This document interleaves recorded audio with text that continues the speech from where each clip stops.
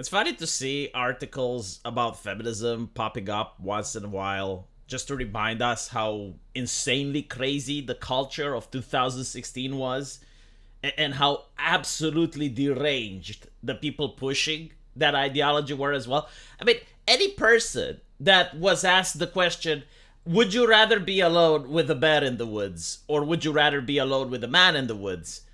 Most people would choose the man, but apparently not, because we got TikTok with the Chinese algorithm pushing all of the bizarre and crazy stuff to the surface. So now you have like this viral thing where women are saying, no, I would rather be with a bear.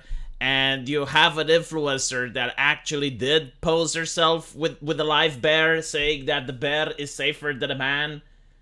And obviously the reason people are upset about this is because it's disparaging, right? Like, it's insulting. Like, if you are born as a man, they will say that you are the problem simply because you're born. Like, the idea is because other men do bad things, it's somehow your responsibility because you're not Charles Xavier and you can't mind control other men to behave appropriately.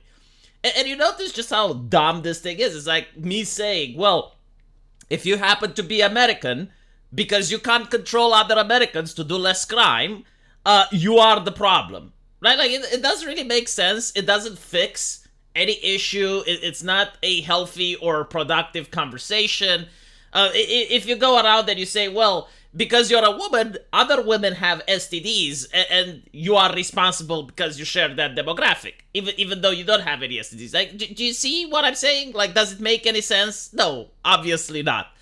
But obviously, however, the people pushing this ideology do not try to make sense. They're just trying to vent by being mean-spirited and by being disparaging towards their fellow men. And the governments absolutely love this ideology because instead of people discussing the economy or international conflict or things that actually do matter, they're talking about this, which is just bread and circus. And most of the time, the solution for this is like, okay, well, we got men committing crime. What is the solution? More censorship. Give the government more power.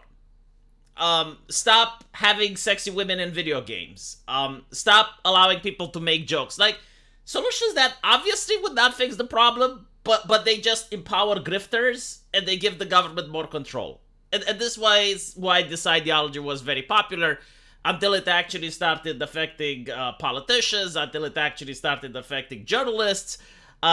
People who got Me Too'd were mostly on the left side, and they were like, okay, well, we can't actually support this ideology because it's biting us in the ass. And instead, they started pushing for other things. They started moving towards transgender activism and other stuff, which is less harmful to corporations and politicians. But still, this ideology did exist, and every now and then you get to read the articles about it. I mean, this is so easy to debunk. It's like, okay, there are two pits. In one pit, there is a man, and in another pit, there is a bear. Which pit do you want to go into? Right? Like, it doesn't take much brain in order to debunk this argument. And honestly, you know, if you're going to be like that, imagine if I make a TikTok video saying, I would rather a bear vote than a leftist, you know? Like, they would freak out about that. But anyway, I was on Twitter, and there was this person that was reeking with soy. I mean, the person was oozing with soy, so much so that I actually managed to put a plate under my monitor and the soy was oozing out so I could actually make an Asian dish out of it. But he was basically saying, like, no, you don't understand the wisdom that we have here. It's like, you know how to deal with the bear. And he shows a couple of commercials to bear repellent and things that you can do against a bear, but you don't know what to do against a man.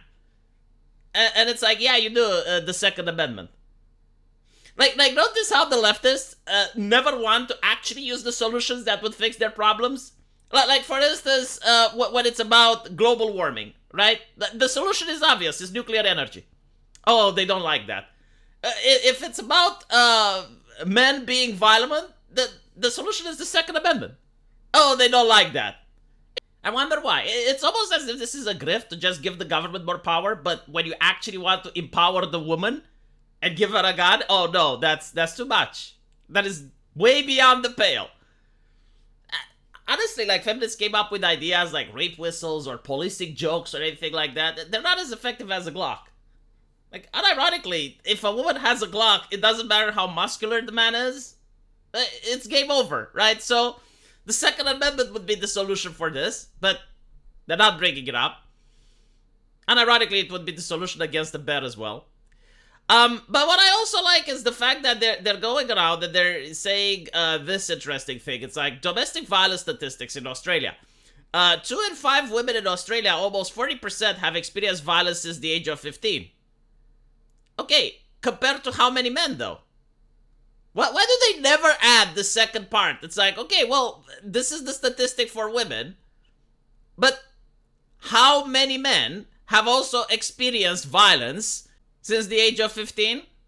Like, I know a lot of my friends and acquaintances, when I was in high school, they would get a huge whooping by their mother every single time they misbehaved. Sometimes they would get a whooping even when they didn't misbehave. But we're not going to talk about that. And again, is there anyone that doesn't believe that this is wrong? Like who are you preaching to? Like, are there people out there that genuinely think that, oh yeah, like, people experiencing violence is actually a great thing? Because I don't think that those individuals exist. And if, like, obviously, you know, in a society where you have 350 million people, you are going to find a couple of crazy ones that might make the argument that, well, actually, this is a good thing. But, like, what is the percentage of the population? And even then, what do you want to do? Like, do you want to thought police them? Want to plug them into the matrix so that they have no more free will? Like, what is the solution for this? And it's also pitting men against women, which is a very toxic and harmful ideology.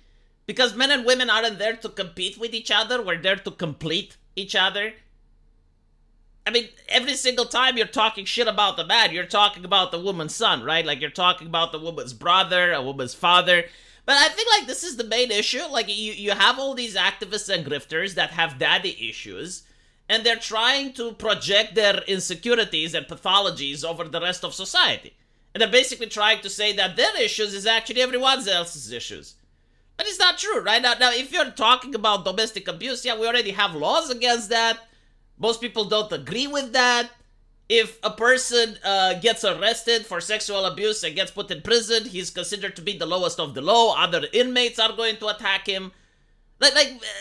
What exactly are you trying to accomplish? Oh yeah, give the government more power. Sure, yeah, and ban jokes, ban edgy humor, give activists more money, and pay more taxes. Oh, and of course, allow politicians to send you in prison because you wrote something edgy on Facebook. Yeah, that's clearly the solution. That's definitely going to fix the problem. Sure, with my taxpayer money, of course. And if it doesn't fix the problem, are you going to pay me reparations?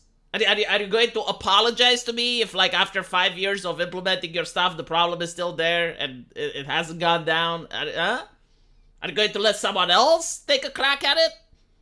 Probably not. Let me know what you guys think, though. And as usual, I will see you in the comment section. Take care.